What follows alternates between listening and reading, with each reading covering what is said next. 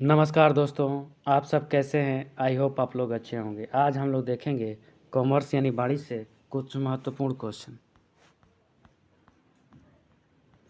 Which of the following statement is not true in the context of centralisation? निम्नलिखित कथनों में से कौन सा केंद्रीकरण के संदर्भ में सही नहीं है? केंद्रीय अधिकारियों को शक्ति और प्रतिष्ठा प्रदान करता है, ये तो सही है। मनोबल में वृद्धि करता है, जी नहीं। उसके बाद इंक्रीज शीर्ष प्रबंध पर बोझ बढ़ाता है, ये तो सही है। छोटे प्रबंध पर बोझ बढ़ाता है, ये भी सही है। त्वरित निर्णय लेने की सुविधा प्रदान करता है, ये भी सही है। हम लोग का right answer option number B यही रॉन्ग है। नेक्स्ट क्वेश्चन, निम्नलिखित में से कौन सा एक कथन के रेखा और स्टाफ संरचना के विषय में सही है?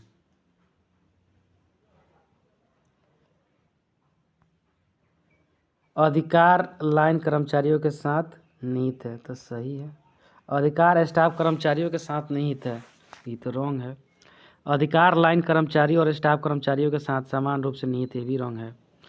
अधिकार लाइन कर्मचारियों के साथ अधिक और स्टाफ कर्मचारियों के साथ कम निहित है। उसके बाद अधिकार लाइन कर्मचारियों के साथ कम और स्टाफ कर्मचारियों के साथ अधिक निहित है। इसका राइट आंसर हो जाएगा ऑप्शन नंबर ए, अधिकार लाइन कर्मचारियों के साथ निहित है। नेक्स्ट क्वेश्चन,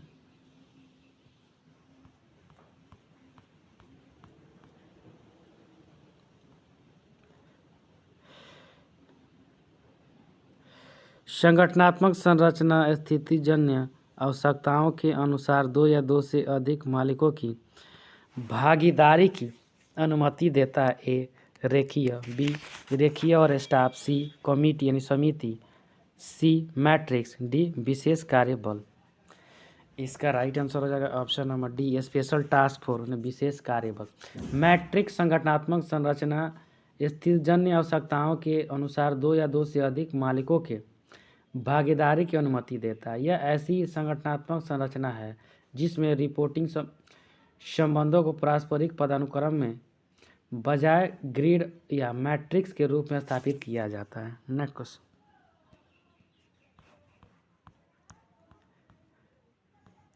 निम्नलिखित में से कौन सा एक संगठन प्रक्रिया के लिए एक आवश्यक कदम है?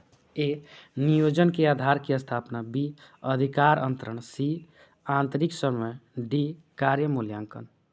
इसका राइट आंसर हो जाएगा option number B, delegation of authority, अधिकार अंतरण। अधिकारों का अंतरण एक संगठन प्रक्रिया के लिए एक आवश्यक कदम हो सकता है।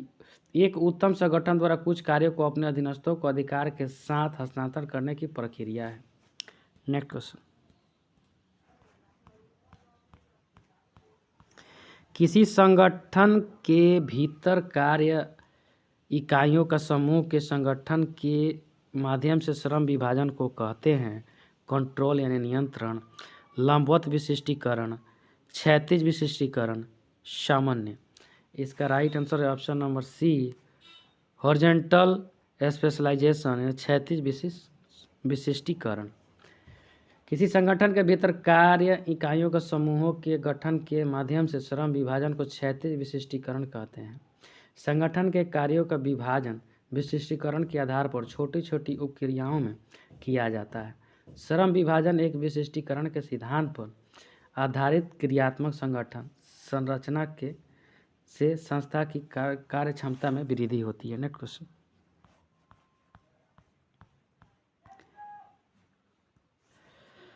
The major goal for most organisation are, अधिकांश संगठनों के लिए प्रमुख लक्ष्य है सामाजिक, निजी और उत्पाद, बी सामाजिक, उत्पाद और प्रणाली, सी निजी और अवैयक्तिक, डी इनमें से कोई नहीं।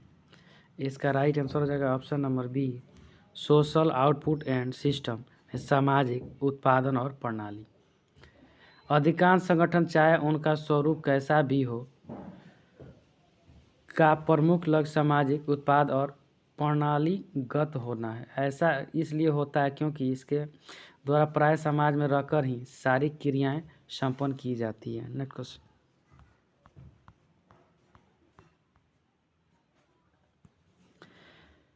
लोकतांत्रिक संगठन का उच्चतम प्रारूप है रेखीय संगठन, कार्यात्मक संगठन, सीमित संगठन, स्टाफ संगठन।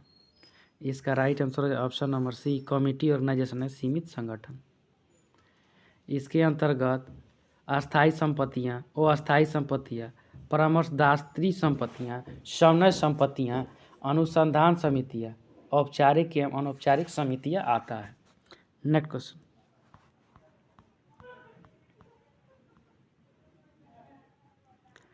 उद्देश्यों द्वारा प्रबंध यानी एमबीओ दृष्टिकोण के अंतर्गत प्रत्येक उद्देश्य में आवश्यक तत्व नहीं है। लागत तत्व, मानवीय संबंध तत्व, समन्वय तत्व, मापनीय तत्व।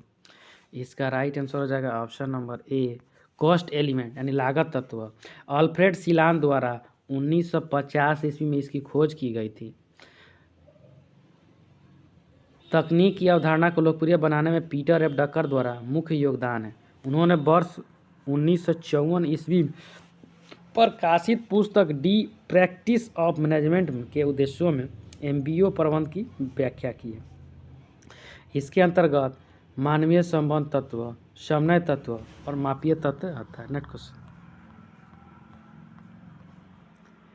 N organisation that has developed capacity to adopt and charge in describe age. जो संगठन अनुकूल बनने और परिवर्तन की क्षमता विकसित कर लेता है उसे कहते हैं वास्तविक संगठन, शिक्षार्थी संगठन, विकासशील संगठन, परिवर्तनीय संगठन।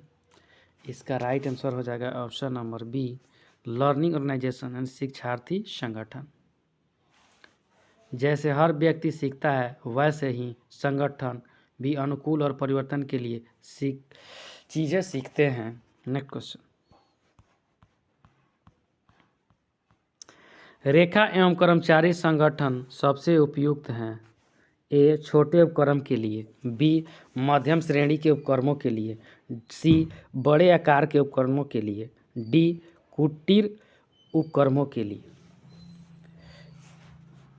इसका राइट आंसर हो जाएगा option number C, large size enterprise, बड़े आकार के उपकरणों के लिए। रेखा एवं कर्मचारी संगठन प्रारूप बड़े आकार के उपक्रमों के लिए सबसे उपयुक्त होता है। उपक्रम का आकार बढ़ने, क्रियाओं में विविधता आने, तकनीकी पेचीदगी बढ़ने तथा बाजार में प्रतिस्पर्धा बढ़ने के कारण यह अनुमान किया जाने लगा है। Next question. In an enterprise the organisation is establish by the. किसी उपक्रम में संगठन की स्थापना करता है उच्च प्रबंध, मध्य प्रबंध, निम्न प्रबंध, उपयुक्त सभी। इसका राइट आंसर हो जाएगा ऑप्शन नंबर डी, उपयुक्त सभी। किसी भी उपक्रम में उच्च स्तरीय प्रबंध या मध्य स्तरीय प्रबंध या निम्न स्तरीय प्रबंध में संगठन की स्थापना की जाती है। एस जॉर्ज जूनियर के अनुसार संगठन प्रबंध का एक तंत्र है जिसका उद्देश्य प्रबंध के कार्य को अधिक सुविधाजनक बनाना है। संगठन एक ऐसा तत्व है जिसके द्वारा प्रबंध किसी उपक्रम की क्रियाओं को निर्देशित करता है, समन्वित करता है तथा नियंत्रित करता है। Next question. एक संगठन संरचना जिसमें स्वामित्व व प्रबंध को अलग अलग किया जाता है कहलाता है एकल स्वामित्व, साझेदारी, कंपनी। उपयुक्त में से कोई नहीं। इसका राइट आंसर हो जाएगा ऑप्शन नंबर सी, कंपनी। एक ऐसी संगठन संरचना जिसमें स्वामित्व व प्रबंध को अलग अलग किया जाता है कंपनी कहलाता है। दूसरों शब्द में कंपनी विधान द्वारा निर्मित एक कृत्रिम व्यक्ति है जिसका सम्मेलन इस अधिनियम या पिछले कंपनी कानून के अंतर्गत हुआ है। जैसे कंपनी की प्रमुख विशेषताएं जैसे ऐच्छिक एवं निर्गमित संस्था, कृत्रिम कानूनी व्यक्ति, पृथक अस्तित्व, शाश्वत उत्तराधिकार, सार्वमुद्रा, सीमित दायित्व, अंशों की हस्तांतरणीयता, पृथक संपत्ति, मुकदमा करने की योजना। Next question. Functional organisation is based on. क्रियात्मक संगठन आधारित है ए केवल विशिष्टीकरण पर, बी केवल सामान्यीकरण पर, सी विशिष्टीकरण एवं सामान्यीकरण दोनों पर, डी उपयुक्त में से कोई नहीं। इसका राइट आंसर हो जाएगा option number A specialisation only यानी केवल विशिष्टीकरण पर। F.W. टेलर ने वैज्ञानिक प्रबंध के अंतर्गत संगठन के लिए प्रारूप प्रतिपादित किया है। वह क्रियात्मक संगठन ही है। क्रियात्मक संगठन प्रतिपादित करने का मुख्य उद्देश्य दो होता है, जैसे विशिष्टीकरण का सिद्धांत और गठनात्मक संतुलन का सिद्धांत। Next question.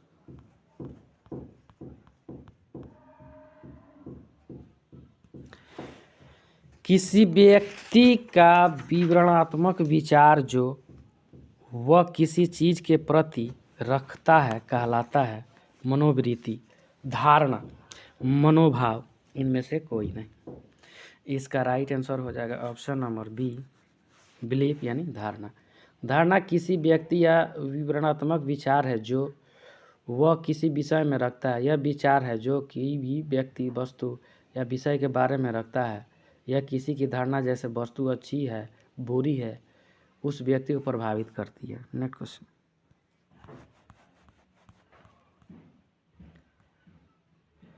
अधिकांश संगठनों में निम्नलिखित में से कौन से प्रकार के अधिकार पाए जाते हैं? प्रभागीय अधिकार, लाइन प्राधिकार, स्टाफ अधिकार, प्रक्रियात्मक अधिकार। तो इसका राइट आंसर हो जाएगा हम लोग का बी सी डी, ये नहीं होगा। Line authority, staff authority, function authority. Next question.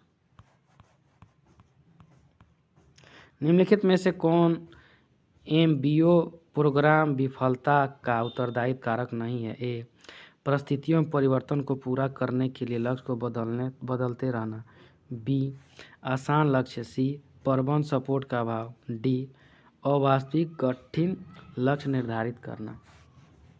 इसका राइट आंसर हो जाएगा ऑप्शन नंबर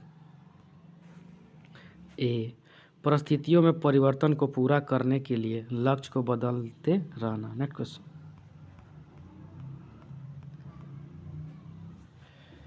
अनौपचारिक समूह संचार प्रणाली को कहा जाता है समूहगत की, ग्रेप वाइन, उसके बाद सी विनिमय, डी अन्योन्याय क्रिया। इसका राइट आंसर हो जाएगा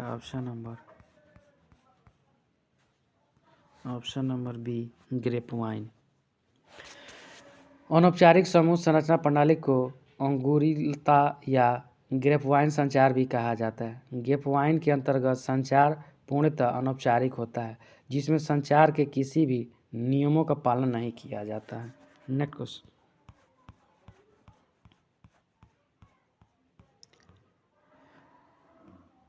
निम्न में से कौन सा कानून व्यावसायिक संगठनों को प्रभावित करता है? ए निगमन और दिवालिया कानून, बी पर्यावरण संरक्षण कानून, सी पेशागत स्वास्थ्य और सुरक्षा कानून, डी प्रतिस्पर्धा कानून।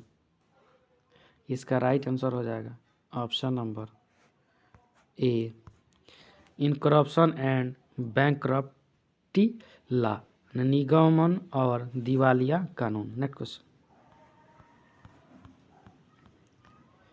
ऐसी संगठन संरचना जो कार्यनीति संरचना और प्रबंध प्रक्रिया का अनूठा संयोजन दर्शाती कहलाती है मुक्त स्वरूप संगठन, बी आभासी संगठन, सी नेटवर्क संगठन, डी समस्तरीय संगठन। इसका राइट आंसर हो जाएगा option number C network organisation, network संगठन। ऐसी संगठन संरचना जो कार्यनीति संरचना और प्रबंध प्रक्रिया का अनूठा संयोजन दर्शाती है उसे नेटवर्क संगठन संरचना कहते हैं। Next question. निम्नलिखित में से कौन सा संगठन का प्राचीनतम रूप है? समिति संगठन, परियोजना संगठन, कार्यात्मक संगठन, रेखीय संगठन। इसका राइट आंसर हो जाएगा option number D line organisation नहीं रेखीय संगठन। रेखीय संगठन का सबसे प्राचीनतम रूप है। इसको सोपान या सैनिक संगठन के रूप में भी जाना जाता है। इस संगठन में अधिकतर सत्ता का प्रभाव ऊपर से नीचे तथा दायित्वों का प्रवाह नीचे से ऊपर की ओर होता है। इस प्रकार के संगठन में आदेश की एकता विद्यमान होती है। Next question,